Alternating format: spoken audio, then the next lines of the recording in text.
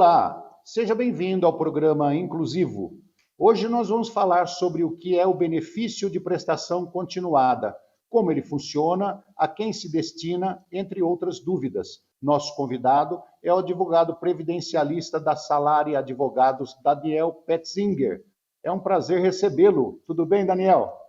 Olá, tudo bem? O prazer é todo meu de poder estar aqui com vocês da TV Câmara de São Paulo, podendo a gente esclarecer algumas dúvidas e trazer informações sobre esse benefício que é tão importante na vida de milhares de brasileiros. Daniel, você sabe que ele é importantíssimo, mas poucas pessoas conhecem o Exatamente. BPC. Então, a primeira pergunta seria para você, o que é o BPC? Benefício de prestação continuada. Sim, como você já iniciou, é exatamente isso. Que a gente, em via de regra, a gente acaba falando sempre as siglas, BPC-LOAS. Então, é o benefício de prestação continuada da Lei Orgânica da Assistência Social. Esse benefício ele é muito inclusivo, no sentido de que ele garante às pessoas que forem maiores de 65 anos um salário mínimo, tá? Um pagamento de um salário mínimo mensal. Isso é o BPC. Garante ao deficiente, desde que comprovada a sua incapacidade laborativa, a assistência de um salário mínimo mensal.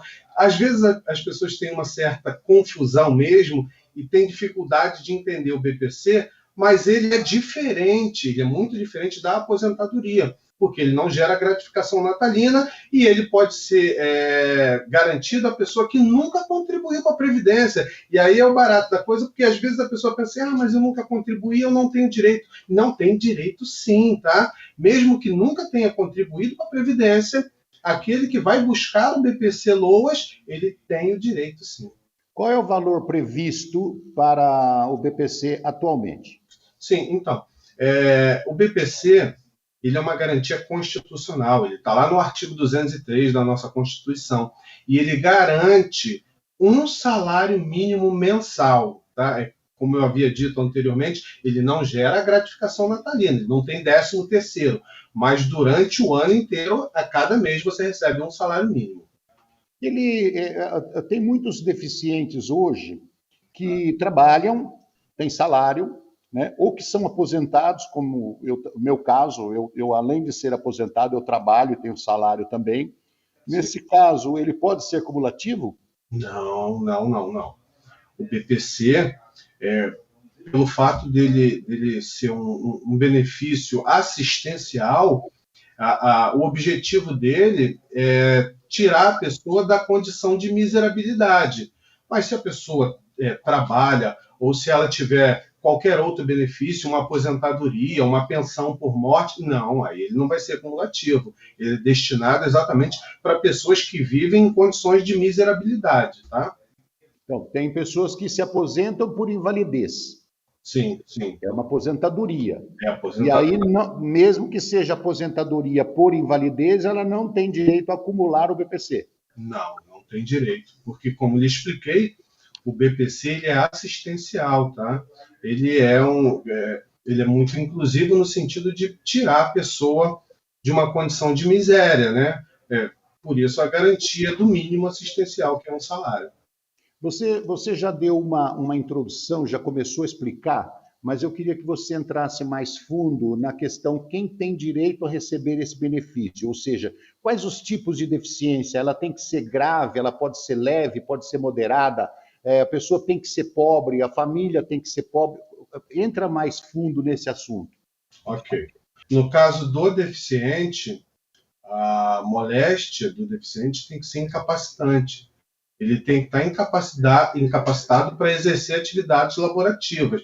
A gente vai falar mais um pouco, eu não quero entrar nesse mérito agora, mas a gente vai falar sobre um novo benefício que foi criado agora no ano de 2021, chamado Auxílio Inclusão. Ele já é diferente do BPC, mas o deficiente ele tem que ser incapaz para exercer as suas atividades, ele não pode ter capacidade laborativa. E aí sim, como a gente vai falar, por exemplo, do que pode garantir a ele o benefício, a gente estaria falando da renda per capita familiar. Tá? No caso da renda per capita, ela não pode ultrapassar um quarto do salário mínimo. E aí quem são os familiares? O marido, né, o cônjuge, os filhos, as pessoas que residem naquela casa. Eu tenho sempre uma preocupação muito grande quando recebo um cliente no meu escritório, o cliente do BPC, em explicar para ele que a condição dele é quem vai determinar se ele tem o direito ou não. Eu já tive benefícios negados, inclusive, porque a pessoa morava num bairro nobre, mesmo a família sendo pobre, mas eles moravam num bairro nobre e o juiz negou o benefício por isso. Então a gente tem todo um cuidado de que a pessoa tenha que estar realmente em condições de miserabilidade e a renda per capita familiar não pode ultrapassar um quarto do salário mínimo, que vai dar aí R$ 275. Por pessoa. Agora, eu te pergunto, esse benefício de um quarto de salário mínimo é já contando com o BPC ou a renda fora o BPC? Boa pergunta, muito boa pergunta. Porque eu tenho alguns casos aqui inusitados. Eu tive um caso clássico em que tínhamos 2 pessoas na família, 2 idosos, e os 2 tiveram o benefício deferido, o BPC. Ambos nunca contribuíram para a Previdência e me perguntaram se poderia. E a resposta é sim. O benefício do BPC, ele não comunica, tá? Se você tiver uma outra pessoa na mesma condição, no mesmo núcleo familiar, esse benefício não entra como renda per capita, desde que ele não ultrapasse um salário mínimo. Então a renda per capita é se alguém da família tiver um salário, seja trabalhando ou de aposentadoria, fora o BPC, e não ultrapasse a 25% do salário mínimo, o BPC entra. Então o BPC não conta, não entra nessa conta. Ele não entra na conta da renda per capita, exatamente. Você pode ter mais de uma pessoa na mesma família que recebam o BPC. Você pode ter, por exemplo, um deficiente e um idoso, e ambos vão receber o BPC. Cada um. Pode ter uma pessoa da família que receba um salário mínimo, desde que a família tenha 4 pessoas, né? Ela recebe um salário mínimo lá fora o BPC, aí dá a conta certa. Exatamente. Tá. Esse benefício é vitalício? O BPC, ele é diferente da aposentadoria, por exemplo, né? A aposentadoria, ela é vitalícia. O BPC não. A cada 2 anos, o beneficiário pode ser chamado para fazer a revisão, a atualização de dados cadastrais, para que possa rever se a condição melhorou, se a condição mudou, né? Se a pessoa ainda vive em condições de miserabilidade, vai se analisar a renda per capita. Se for deficiente, se a moléstia foi curada, se a moléstia cessou, se a pessoa voltou a ter capacidade laborativa, e aí o benefício cessa, tá bom? Nossa, rapaz, eu gostaria de entrar nessa, viu? Eu voltar a andar. Nós tivemos um caso clássico. Ficaria bom, viu? Eu tive um caso clássico de um cliente que ele foi eletricista e, por conta da profissão, perdeu os braços, e ele reclamava muito comigo que ele tinha que fazer perícia de tempos em tempos, e ele dizia sempre para o perito: o que o senhor acha, o meu braço vai crescer de novo? E o perito dizia para ele: não, mas assim, a medicina do jeito que está tão avançada, daqui a pouco você vai adquirir capacidade de movimentos aí com a biomedicina, né? Então, sim, tem que sempre fazer o acompanhamento. Mas você sabe que eu sou um otimista eterno. Sim. A vida inteira eu fui otimista e eu acredito sempre num mundo melhor, acredito sempre no amanhã melhor. E quando eu fiquei deficiente, eu escrevi um texto que falava assim: olha, eu acredito muito na medicina. E você sabe que eu não duvido de que, há alguns anos, a gente possa ter, de repente, um implante de braço. Exatamente. Né? A gente possa ter um implante de medula que as pessoas voltem a andar. Uhum. E eu digo para as pessoas, eu falo assim, eu acho que você vai concordar comigo, a cura para tudo já existe. O homem não descobriu ainda, Mas ela existe. Ela está lá, né? Ela está lá. Está lá. Se falasse há 100 anos atrás que teríamos cura que existe hoje para as pessoas de 100 anos atrás, eles iam falar, não, isso é só um milagre divino. A medicina foi. Então, a cura para tudo existe. É só o homem descobrir. É igual o direito, né? O direito, a gente fala que ele é inerte. Você só tem que ir lá e provocá-lo. A cura, em algum momento, a gente vai encontrá-la. Para essa ou para aquela moléstia. A gente vai encontrar, mas ela está lá mesmo. Eu também acredito nisso. Doutor Daniel, nós estamos conversando sobre o BPC, mas como ele é um benefício e nós conversamos sobre 3 coisas até agora, eu gostaria de fazer uma pergunta fora do contexto aqui. Nós falamos de aposentadoria por invalidez, nós falamos de BPC, que é o benefício de prestação continuada, e nós falamos também, o senhor citou também que agora em 2021 saiu o salário inclusão. Sim, exato.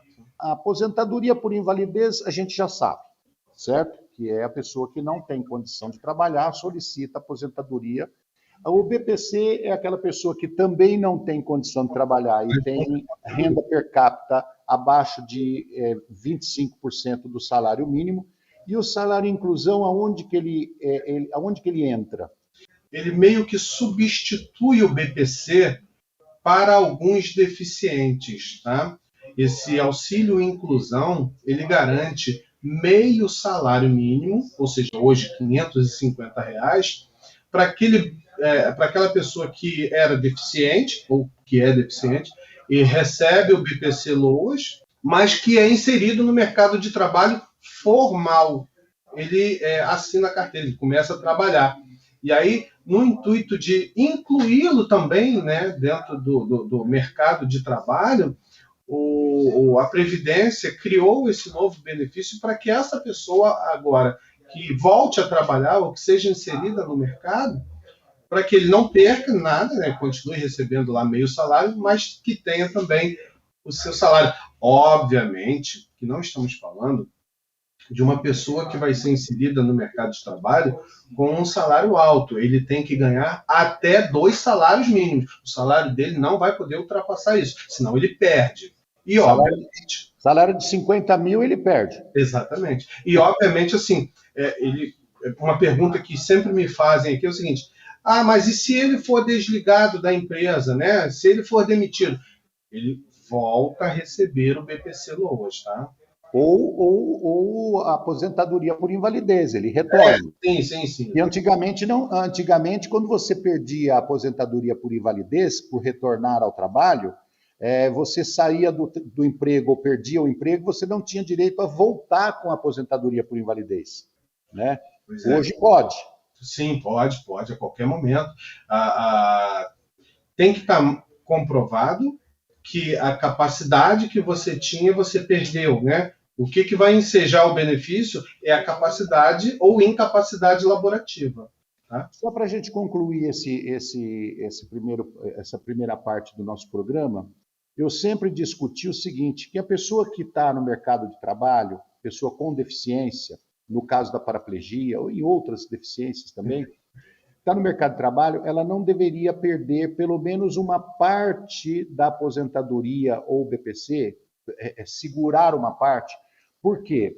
Porque os gastos que uma pessoa com deficiência tem é muito maior do que uma pessoa normal. Eu sempre cito isso quando a gente fala sobre renda, que eu, por exemplo, para fazer xixi, eu gasto R$400 por mês, para você ter uma ideia. Entre sonda, entre fraldas, entre remédios, entre pomadas, é uma quantidade enorme, entendeu? Eu gasto com manutenção de cadeira de roda, eu gasto... Tem uma série de gastos que são obrigatórios que uma pessoa que não tem deficiência não tem. Então eu falo, olha, se eu saio de um salário mínimo de aposentadoria e entro no mercado de trabalho para ganhar R$1.500, eu estou trocando 6 por meia dúzia. Sim, o que é interessante é que as mudanças que o BPC sofreu agora no ano de 2021, elas trazem, inclusive, isso que você acabou de abordar. Hoje, você pode ter majorado, inclusive, o valor do salário de benefício se ficar comprovado, por exemplo, que você tem despesas médicas, que você tem despesas com fraldas, com medicamentos, desde que o Estado não possa lhe fornecer, ou que houve uma impossibilidade do Estado em lhe fornecer. Você tem que comprovar isso. Olha, eu dei entrada, pedi e não consegui. O Estado não pôde prover isso para mim. E aí você consegue, através do auxílio inclusão, você consegue, inclusive, majorar o valor desse benefício. Ok, estamos conversando com o Dr. Daniel Petzinger sobre o BPC. Nós vamos para um rápido intervalo e já voltamos.